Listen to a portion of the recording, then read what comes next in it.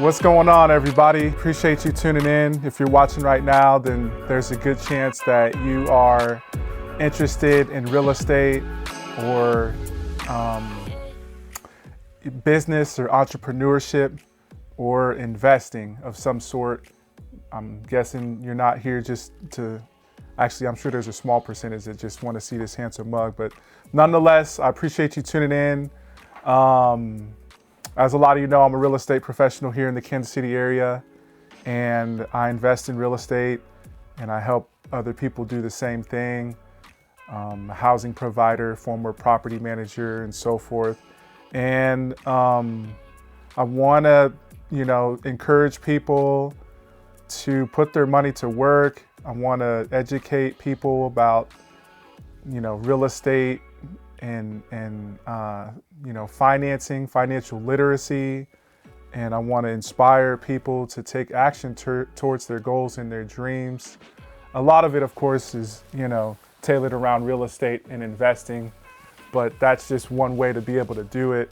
And so a big thing that I've seen lately, and I want to share with more people, is about how they can get in and how they can make it happen. There's just a number of ways to get to it. Placing money for real estate to be able to create more money, passively, residually, however you want to do it. Really, there's just a number of different ways you could do it via real estate. And so part of my mission is to be able to, help other people cross that bridge or make that connection, get that deal done, get that financing sorted out, and essentially help them grow their portfolio and get more cash flow, maybe more time freedom in their lives. And so that's what I'm doing here. So I appreciate you tuning in. Today is Monday, February 24th already, 2025. This year's going by fast already. And, for those that are out there, business owners, entrepreneurs, salespeople, everyday people, keep going. As you know, there's lots of changes across the globe and in the U.S., economically, geopolitically, and so forth. So it's important to stay plugged in and share with each other and help lift each other up. We need more encouragement and love out there. So anyway, I really didn't have a main topic that I was gonna, in particular talk about today. I just wanted to continue to put the word out there. I will say, for those that are interested in real estate and want to get in, figuring out the capital piece is huge. I had a really good conversation with a buddy of mine. He's a local business owner, and he's done 2 or 3, I think he's maybe done 4 or 5 deals at this point. And he sent me a text last week, said, "Hey, give me a call when you're free, want to chop it up with you," type of thing. So I called him that afternoon and we spoke for a good hour and 15 minutes about what he's been up to, what I've been up to, what we're looking to do going forward with our real estate ventures, and encouraging each other and seeing if we can help each other make it happen. And so he brought up a very good point, and I think a lot of people will be able to relate to it because as investors, we got to have money, so we either got to go make it and save it and then invest it, or we got to go raise it or partner with somebody that's got it. And then we can go from there and put it to use in a certain type of way, ideally to buy and hold or to buy and resell, however that looks, right? And so he brought up the fact that I think he said he's going to be able to access $40,000, right? And he said it was going to be through credit cards, at least 1 or 2 credit cards, right? And my understanding is that there would be 0% interest rate for at least a year. He wasn't able to confirm fully on the amount of time, but it was 0% interest for at least a year. And he wanted to do something with that $40,000, okay? So he already owns, I think, 4 properties now. And a lot of his investment capital is tied up in those investments.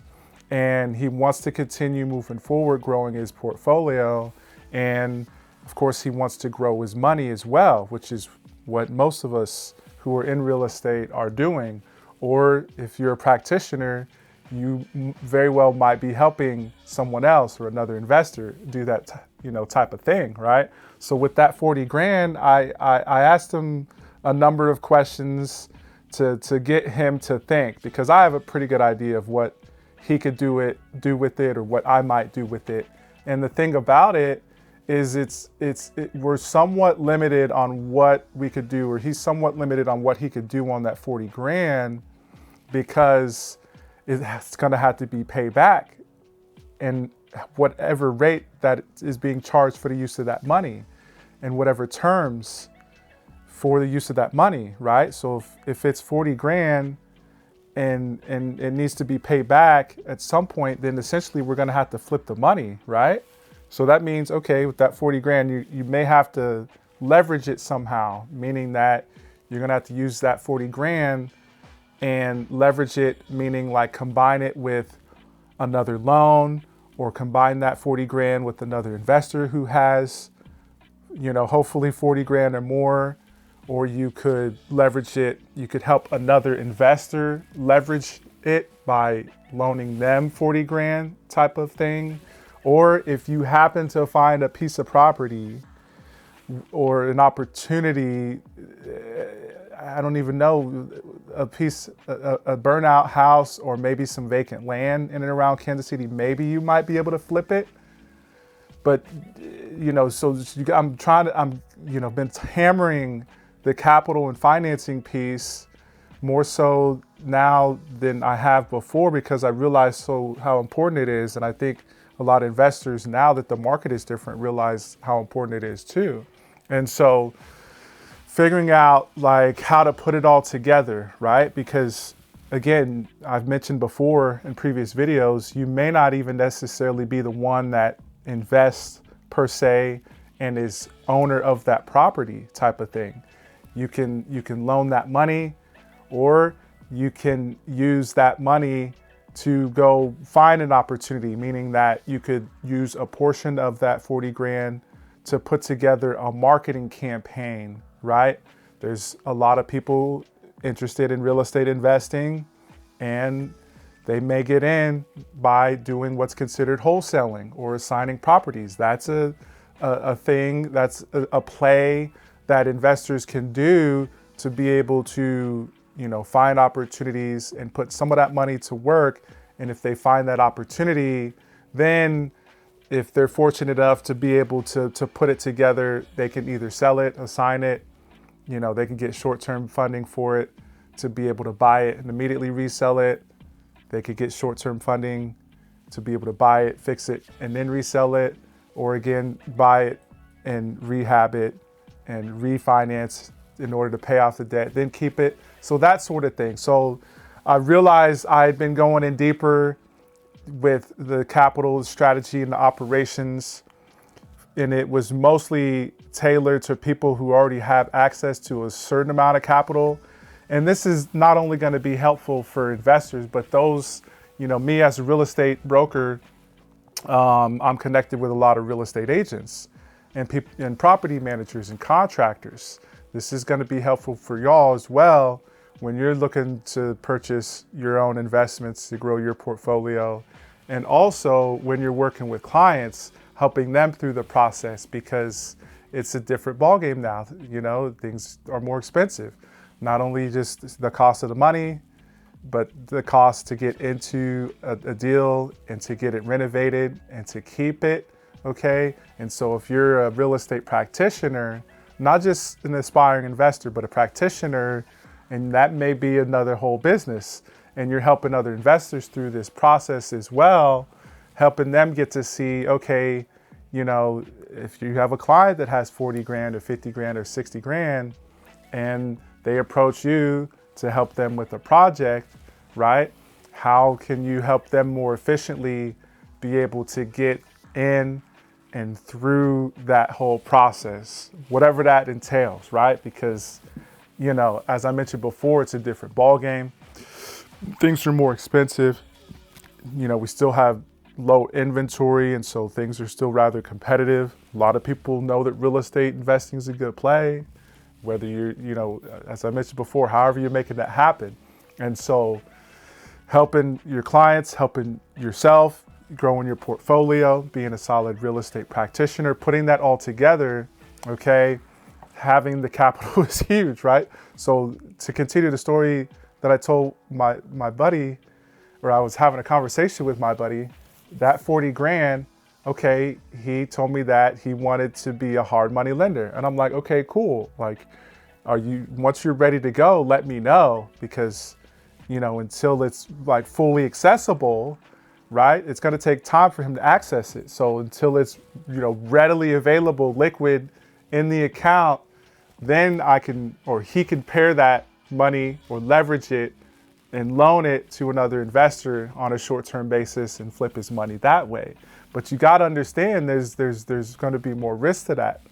Okay, so that's the thing with the renovations and the refi, or just renovation and resale, fix and flip, is, okay, if you're going to help an investor or you're going to use capital to do that, you have to understand, like, on a lot of the projects, they go over budget, past the deadline, and so forth. So having those reserves so that you don't get stuck. The thing about fix and flip, the thing about wholesale, there's short-term transactions. There's a lot more legwork that those entail. There's a lot more legwork as part of the process. And then, you know, you might get stuck on a rehab. You might get stuck trying to refi a property, right? You might end up getting stuck getting a property under contract that you maybe want to wholesale, and maybe you got it under contract a little too high, or the repairs are more than what you anticipated, and you might have to get out of that contract if you can't assign it, or you may have to renegotiate. And so the short-term transactions can be a decent way to get experience and learn the ropes about real estate, owning property, fixing it, managing it, keeping it, that sort of thing. But as far as growing a portfolio or growing your wealth or growing your cash flow, how, you know, those are the two big things that we as real estate investors and practitioners who are helping other investors have to figure out and balance out and determine when and how you can make that happen. Because, you know, we could look back over time, the last 3 years, the last 5 years, the last 20 years, and we can pinpoint certain segments where, yeah, short-term fix and flip, you know, buy, rehab was the way to go. And then things change, the market shifts, interest, whatever happens, right? And then it's like, all right, well, we kind of had to stop or pump the brakes on that venture. Okay, but all along the way, the buy and hold seems to be still performing, and we got tenants, or we got buyers, residents in the home, they still seem to be paying okay. Well, let's focus on that. So I try not to get too carried away. Some of the stuff is a little bit advanced, but I want to, you know, encourage y'all investors, people looking to place capital, keep going and definitely look long term. That's what we push for the most. And we're seeing opportunities. We see opportunities all the time. We're in the space, all right? So keep me in mind. If you're looking to invest or place capital, you want to have a strategy session type of thing, we could chop it up and, you know, see if we could assist each other. In the meantime, stay blessed, y'all. All right, peace.